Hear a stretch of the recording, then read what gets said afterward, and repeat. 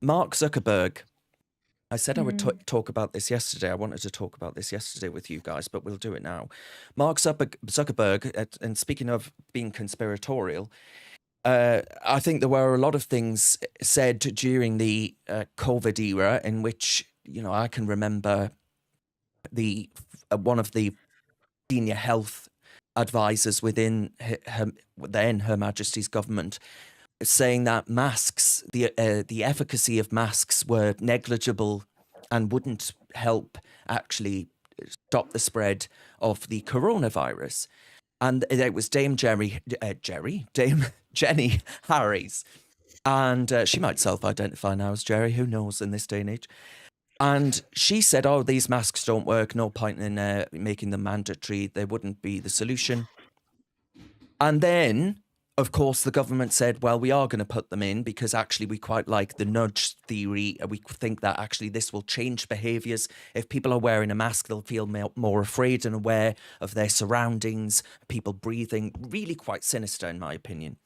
And, well, given that the efficacy of them was so low, horrible pieces of cloth that no doubt damaged the environment far more than some pensioner warming their cockles next to the fire would ever do. So Mark Zuckerberg said that he regrets bowing to pressure from President Biden on censoring content to on Facebook and Instagram during the pandemic.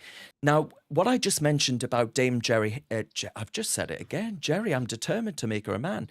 Dame Jenny Harries is actually, you would have been censored on Facebook for saying that the efficacy of masks was negligible to nothing. And on Instagram, despite the fact that a former UK health official said that herself before the government mandated it. So all of these things, one man's conspiracy theory is another man's truth and fact. Science is never certain. Science is always open to debate. No science is ever settled. So the idea that we could have what is the de facto public square regulating what it views as truth and an immutable fact and all the rest of it was always preposterous to me. But for Zuckerberg to admit it himself, I thought was really interesting. And RFK Jr., who just backed Trump really recently, said it looks like Mark Zuckerberg has joined the ranks of the crazed conspiracy theorists who claimed that the Biden administration pressured Facebook into censoring dissent during COVID. Well, yes, indeed. And the pure fact that actually the left controls much of the media too, and these social platforms, absolutely. But you get to the point where you realize that Ofcom is being given the right to actually censor social media posts in proposals put forward after the UK riots. This came about in the United Kingdom's online safety bill that the Tories passed and that the Labour Party will grab with both hands and ride like one of those bulls at a Texan sort of rally.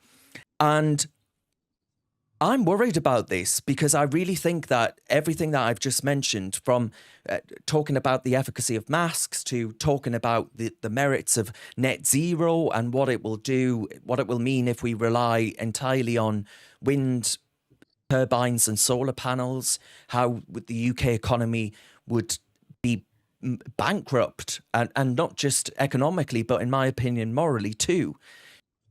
And Ofcom will censor that because they view that as settled science. Do you see what I'm getting at here, Chloe? That it strikes me that Mm. we're reaching down. Zuckerberg was right to say that the Biden administration shouldn't have kowtowed to their demands, but we in the United Kingdom are going even further than that and adding teeth to the off-communists that regulate GB News for talking about COVID, if you remember, back in the day. Mm. So it's going to get a hell of a lot worse in Britain. We are not a free country. I mean, if Ofcom are put in charge of managing what's posted on social media, I mean, we are doomed, guys. I mean, there are Well, reasoned plenty of is. people. Oh, Yeah, oh well, yeah. exactly. I was going to say, one of the reasons why I like making videos online, say, I love going on GB News and whatnot, but there are plenty of restrictions because of Ofcom. I love that we've got this space where we can say whatever we want.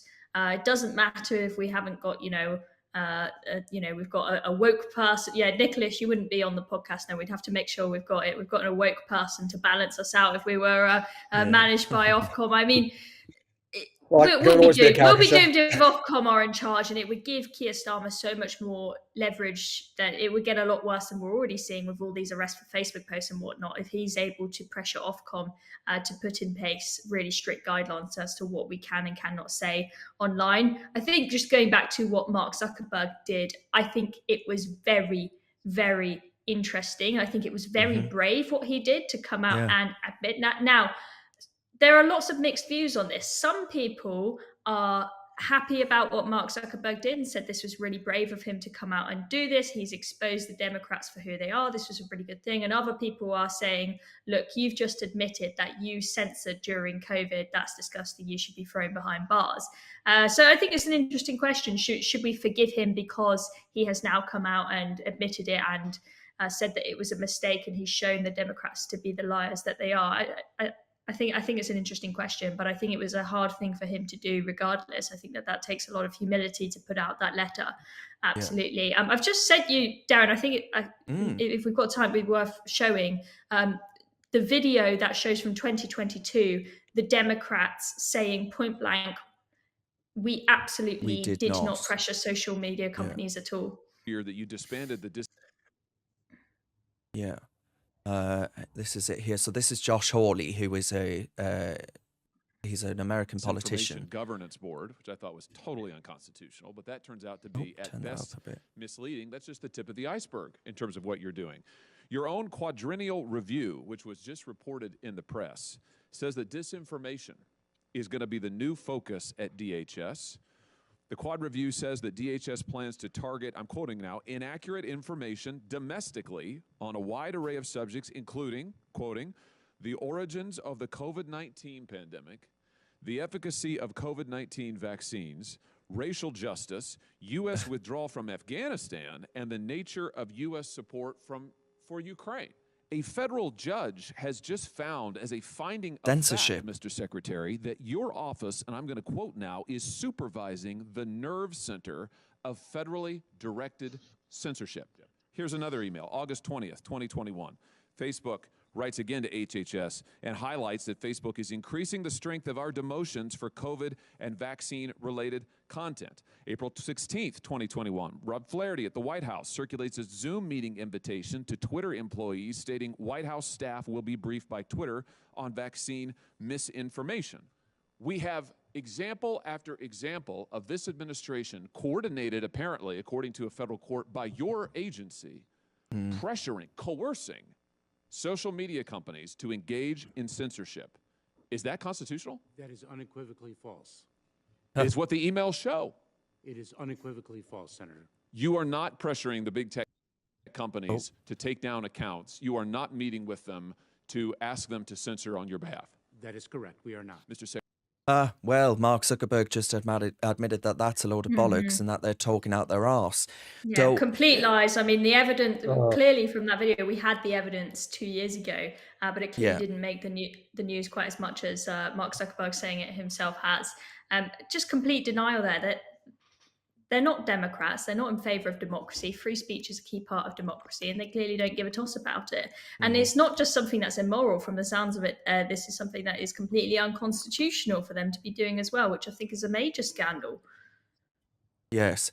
Well, a lot of comments are there saying that Zuckerberg's going to have to do more than that statement to actually win back trust. And of course, another YouTube AD points out that Nick Clegg is at Meta too, which is the parent company of Facebook. But Nicholas Daz says on X, and it's not me, I promise, says Ofcom is government run, whether people want to believe it or not. And I think that's a pretty good point, because a lot of these regulators that have increasingly large swathes of control over policymaking and our lives are, if not supporters of Labour, have been involved with them in the past. And that's troubling when it comes to censoring content that's on the internet, for example, because it precludes certain debates from being had.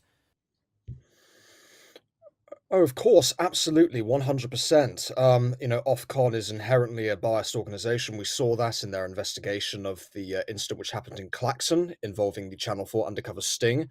during the election campaign, in which they insisted that the gentleman in question was totally not employed by Channel 4, even though he was an actor and he was shown to be putting on funny voices, and yet Ofcom dismissed it out of hand. I mean, what we're seeing right now in the UK is we're seeing the descent into left-wing authoritarianism.